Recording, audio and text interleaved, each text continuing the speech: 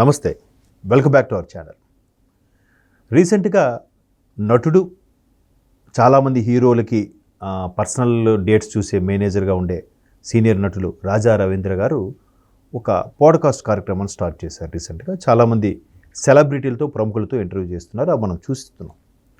అయితే ఎందుకంటే ఆయన ఇండస్ట్రీలో ఉన్నారు కాబట్టి చాలామందికి చనువుగా మాట్లాడే హక్కు కూడా ఉంది కాబట్టి నటుడు నిర్మాత అయిన బండ్ల గణేష్ గారితో ఇంటర్వ్యూ కూడా చేశారు. బండ్ల గణేష్ అనేసరికి చాలామందికి ఒక ఉత్సాహం కూడా ఉంటుంది, ఎందుకంటే ఆయన ముక్కుసూటుగా మాట్లాడతాడు, ఏ అమరికలు లేకుండా మాట్లాడతాడు, మొక్క మీద మాట్లాడతాడు, తప్పవని ఒప్పవని.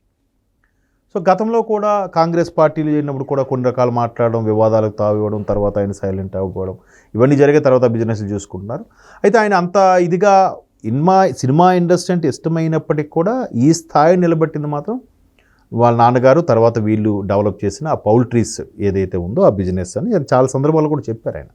అండ్ మోర్ ఓవర్ ఆయనకున్న స్పెషల్ క్వాలిఫికేషన్ ఏంటంటే మంచి మాటకారి, పైపెచ్చు పవన్ కళ్యాణ్ గారి వీరాభిమాని, పవన్ కళ్యాణ్ గారి భక్తుడు అనాలేమో. ఎందుకంటే పవన్ కళ్యాణ్ అనే పేరు చెప్తేనే పూనకాలు వచ్చేస్తాయి ఆయనకి. అఫ్కోర్స్ చాలామందిలో ఆయన కూడా ఒకరు. బట్ చాలా ఇదిగా మాట్లాడతాడు ఆయన పవన్ కళ్యాణ్ విషయంలో. పవన్ కళ్యాణ్ గారి ఆడియో ఫంక్షన్స్కి బండ్ల గణేష్ వస్తే ఆ స్పీచ్ వినాలనే వచ్చేవాళ్ళు కూడా ఉండేవాళ్ళు, అంటే అంత క్రేజ్ సంపాదించుకున్నాడు. అటువంటి బండ్ల గణేష్ గారు రీసెంట్గా ఒక వివాదంలో కూడా చెప్పారు. అంటే సౌందర్య గారు చనిపోయిన ఫ్లైట్ యాక్సిడెంట్లో చనిపోయిన రోజు ఒక చిన్న ఇన్సిడెంట్ జరిగింది. ఒక సీనియర్ నటుడు నాకు చెప్పు తీసుకొట్టాడు ఆ రోజు. వేరే అంటే చాలామంది కాంట్రవర్సీ కూడా అన్నారు, ఈయన ఏం మాట్లాడాడు అని కొట్టాడో, లేదంటే ఆ సీనియర్ నటుడు మోహన్ బాబు గారే అయ్యుండొచ్చు అని రకరకాలుగా విమర్శలు అయితే వచ్చాయి. అయితే ఇప్పుడు మరలా తెర మీదకి వస్తున్న ఇంకో అంశం ఏంటంటే ఆయన చాలా ఎత్తుపల్లాలు చూసేశానని, బతకడానికి కుటుంబ పోషణకి పౌల్ట్రీస్ బిజినెస్ ఉన్నప్పటికీ, ఏవో చిన్న చిత్తగా వ్యాపారాలు ఉన్నప్పటికీ సినిమా అంటే ఇష్టం అవడం వల్ల వాళ్ళు ఆ షామీర్పేట, షాద్నగర్ సంథింగ్ అక్కడ నుంచి రావడం, సిటీకి రావడం, వేషాలు వేసుకోవడం, జూనియర్ ఆర్టిస్ట్గా ఉండడం, తేలడం. మీరు కావాలంటే పాత సినిమాల్లో కూడా చాలా సినిమాల నుంచి కూడా ఉన్నారు ఆయన, అంటే ఆల్మోస్ట్ ఆల్ 80s నుంచి కూడా, 80s 90s సినిమాల నుంచి. తర్వాత ఫెమిలియర్ అయ్యారు, ప్రొడ్యూసర్గా మారారు, గబ్బర్ సింగ్ లాంటి బ్లాక్ బస్టర్ హిట్స్ కూడా ఇచ్చారు. సో ఆయన రాజా రవీంద్ర గారికి విషయంలో ఒకసారి రాజా రవీంద్ర గారు అడిగారట, మీకు భయానకంగా బాగా బీభత్సంగా అనిపించిన నీ కెరియర్లో ఏం జరిగిందంటే అప్పుడు ఆయన యూపీలో కూడా పౌల్ట్రీస్ స్టార్ట్ చేస్తామని కూడా చెప్పారు. గతంలో ఇంటర్వ్యూలో కూడా చెప్పినట్టు గుర్తు.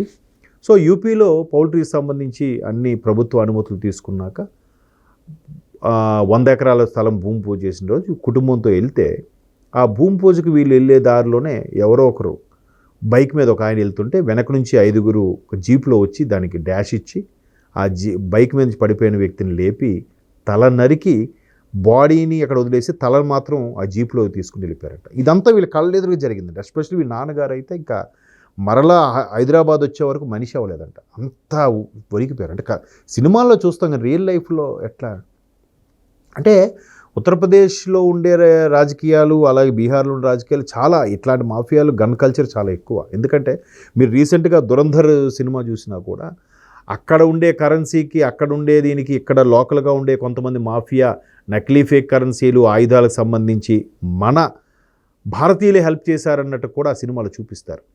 సో ప్రతీకగానే యోగి ఆదిత్యనాథ్